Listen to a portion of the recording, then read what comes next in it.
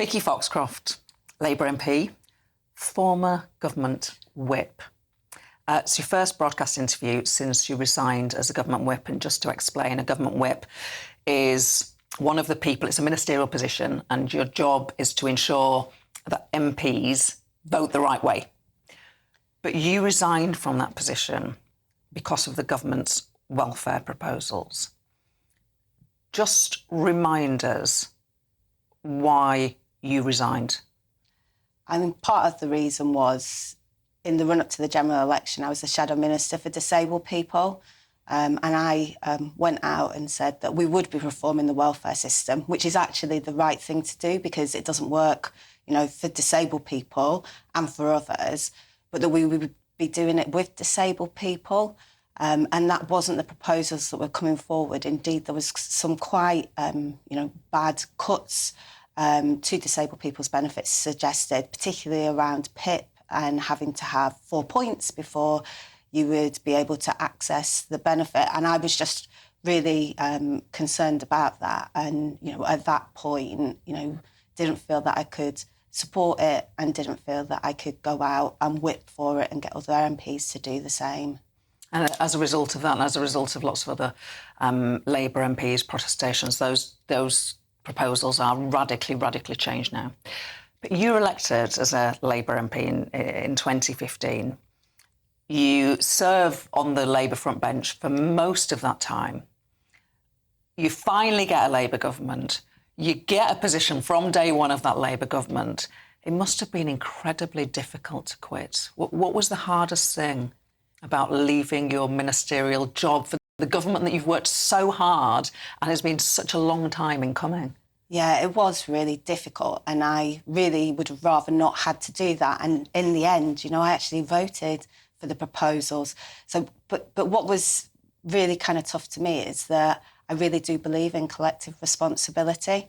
And that's, really important. And I knew that by me resigning, I was saying at that point in time, I couldn't vote for what was being suggested. And it was very difficult. And like you say, I was a whip in government for a year, but I was actually a whip in opposition for 4 years as well. So really kind of bed in with that, true collective responsibility.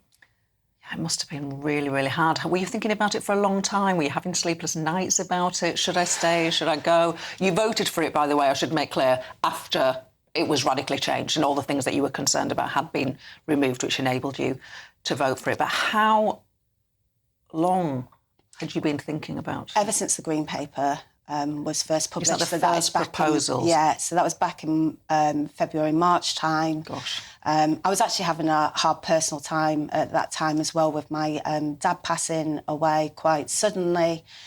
So, I had the stress of all of that, but also was really worried about these proposals, really spoke to, lots of people about what my concerns were around it. And, some sleepless nights, it plays on your mind the whole time, that hope that we actually got to where we got to in the end and that we radically went and changed them and that we agreed that we'd be making any changes in the future actually with disabled people and their organisations, which is the right way to be doing this. Now, lots of your colleagues were unhappy about the proposals. And lots have subsequently said, I kept writing in, talking to my whip, telling the leader's office, telling relevant cabinet ministers that they also could not support the proposals.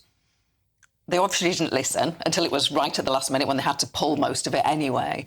What can the government do to ensure that the situation that ensued by them not being able to implement the proposals that they initially suggested, what can they learn from this experience? How can they ensure that with future things, goodness knows, send two-child benefit, there's all sorts of things, government's hard. How can they ensure that they get things right in the future and not have to pull legislation at the very last minute? Yeah, I think it's really important to listen to MPs. MPs are out in their constituencies, they're meeting with people, when they're raising concerns, it is coming from what people are worried about. And it's really important that that engagement, takes place in the future and properly takes place. How might they do that? What's the best way to do it? I think it's just, going out, speaking to MPs. When MPs are raising issues, as you rightly said they were in the run-up to the vote, rather than just kind of hearing it but not listening to it properly, really making sure that those concerns are really heeded. Because, it's not ideal to be changing things at the last minute. I have to say, though, I do think that it was absolutely the right thing to do. And I don't think that that is weak in terms of leadership. I actually think that that is very strong in terms of leadership, making sure that we get things right. And it was reported that the day after you'd resigned, because there was a big assisted dying vote, and you walked into the chamber and you were greeted by lots of love by your colleagues and sort of hugs and smiles. What did that mean to you? Was it right? Was that accurate, that reporting, first of all? Yeah, it was really nice. And, it's quite a lot when you've resigned and you feel quite emotional and it's not what you want to do. And actually having, all your colleagues come over and be kind to you is, it means a lot to you. Has anyone been mean to you? No. Okay. Did you get a thank you letter from the Prime Minister? I did, actually, yeah. Nice? Yeah, no, really nice, yeah. And what's the way these things work? Do you write back? Because I wrote to him first. To say that you were resigning. Yeah, and he responded in a nice way. Yeah. So the government will come back at some point and say, OK, this is how we're going to do welfare. How should they do that to make sure they don't fall into the same trap again? So it's a bit of a niche word in terms of co-production, but actually working with disabled people and their organisations to make sure that you get this absolutely right. And that means, genuinely working together. So genuinely starting from the start, with a blank sheet of paper, pulling together the agenda in terms of this stuff together and making sure that disabled people's organisations have access to the information that they need and are able to bring in the experts that they need at those times. And I really do think that if we do that, we'll actually get it right, because disabled people also know that the welfare system isn't working and we want a welfare system that is fit for the future. And more disabled people want to work. Would you agree with that? Yeah, absolutely. When I was Shadow Minister for Disabled People, I often said, I never meet a disabled person who says, I don't want to work. What they do say is it's the barriers in society that make it difficult for me to be able to work, and that they want those barriers removing so that they're able to, contribute, to society, make things better. The number of amazing disabled people and their organisations that I met when I was a Shadow Minister for Disabled People, the talent that is out there is just amazing. And we need to make sure that we have a system that's fit so that we can go and harness that talent. So it's just over a year since the government was elected. The poll ratings aren't great. Do you have any advice on how the government might turn it around? Is it just like a bit of, I don't know, early years stumbling, early months stumbling? What do you think? We've got quite a few years until a general election, and we are doing a lot of good things in Parliament. The Renters' Rights Bill, the Employment Rights Bill, the Football Governance Bill, but at the moment, some of this stuff is just bills in Parliament. And what we need is people to really feel the difference, actually, genuinely in their lives. So on this channel, of course, you know that I used to represent a Redwall seat, now represented by Reform. We talked to a lot of Labour MPs about the threat that they feel from Reform. That's not an issue for you. You are a working class, well, you are from a northern working class background. You moved to London, and that is where you build your life, and then you stand to be the MP for a London constituency. It's a very diverse constituency. There's a university in it. There's lots of young people in it. So it's not Reform, perhaps, that is a worry to you. But what about Jeremy Corbyn's new party? Yeah, I'm not really entirely sure about it yet. It seems like it's all over the place. So we'll need to kind of see, what that is in the future. They've not even got a name at the moment. I do happen to think, though, that actually the Labour Party is the party that will represent working class people and voices. It's the reason why I joined the Labour Party. It's the reason why I campaigned for the Labour Party, and it's the reason why, I'm an MP now. I really do believe that is a party that will deliver for people in their lives. Does Labour have to do anything to ensure that this party, which, you're right, it doesn't have a name yet, seems to have recruited an awful lot of members via social media, but is there anything that you can do to make sure it doesn't become a threat in seats like yours? We just need to make sure that people feel the difference from a Labour government. And, I'm sure that will start to happen when we're moving beyond just bills in Parliament and things that really do impact and improve people's lives. How does it feel to be on the backbenchers for the first time? You've spent barely in a decade, hardly any time as a backbench MP. You were promoted very quickly in a shadow role, then a government role. You're back on the backbenchers. How does it feel? It's different.